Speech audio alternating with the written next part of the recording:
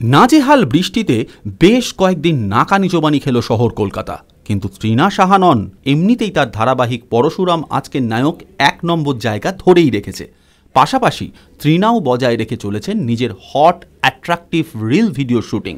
ধারাবাহিকে যেমন আটপৌরে গৃহবধূর চরিত্রে অভিনয় করতে হচ্ছে, সেটের বাইরে তৃণা কিন্তু একেবারেই অন্যরকম।